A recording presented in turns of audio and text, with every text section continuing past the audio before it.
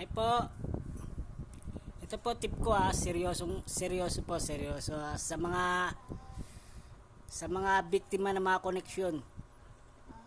Yung koneksyon na yan, hindi po ibig sabihin na may saagimat yan. Ha?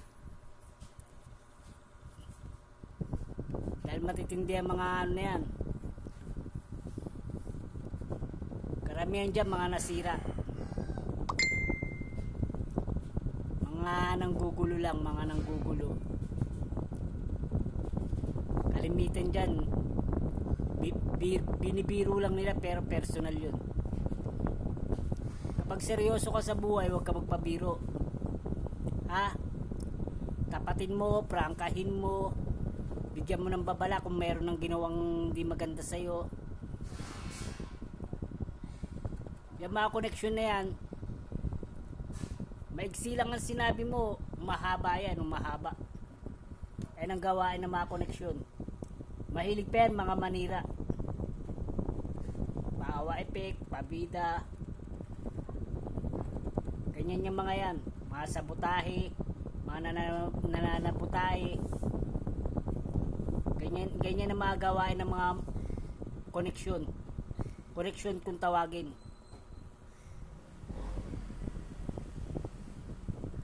Madali lang pa alisin sa buhay mo yan, yung makawala ka. Tapos kapag ikaw nagsalita ng payo or kung ano-ano, dadamdamin nila yan. Tsaka yung sikreto mo, ibubulgar nila, pero ikaw yung mga sikreto na ano, hindi, itatago mo yan bilang isang kakilala. Pero sa kanila wala. Kalimitan yan sa may industriya. Dami ko nakikitang ganyan. Puro mga talangka, hatakin ka pa ilalim. Mga bulok na kamatis. Hindi maganda yung mga ganyang koneksyon. Kapag ganyan, may nakilala kayong ganyan na ganto ganyan, yan nyo na kagad. Mahirap yung ganyan. Naninira ng mga pangalan yan, nangaagaw ng mga ano, hanggang sa maganda away-away kayo, guguluhin lang kayo niyan. Kaya gawin nyo dyan habang maaga, i-out nyo na sa buhay nyo. Hindi naman masama yung wala kang kausap, diba? Kung ganyan lang din ang gagawin sa'yo, tatarantaduhin ka. Yan yung mga tinatawag na walang isip, yung mga koneksyon na yan. Mahirap nga nasa batas na yung mga yan. Pati batas, ginugulo nila, binano nila, ginagawa nilang biro.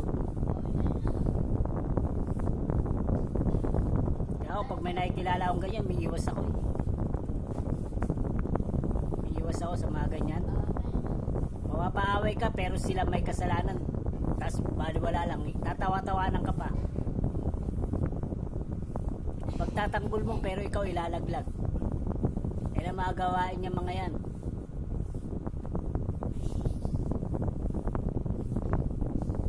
Pag-aaway-awayin lang kayo, mahirap yan. Paninirang puri yan, mga gustong-gusto nila yan. Tapos kapag nagsalita sila, sabihin nila hindi sila nagsalita. Kaya damay ka na. Mag-ingat ka rin sa mga kwento-kwentong ganyan. Ha? Yan mo na kaagad. Sabihin mo na agad para makaiwas na rin yung iba. Oo, walang ano. Hindi ka dadamayin niya mga koneksyon na yan. Sasabihin pa, tanga-tanga ka. Mga bakla yan, mga bakla. Mga nasira. Okay, bye.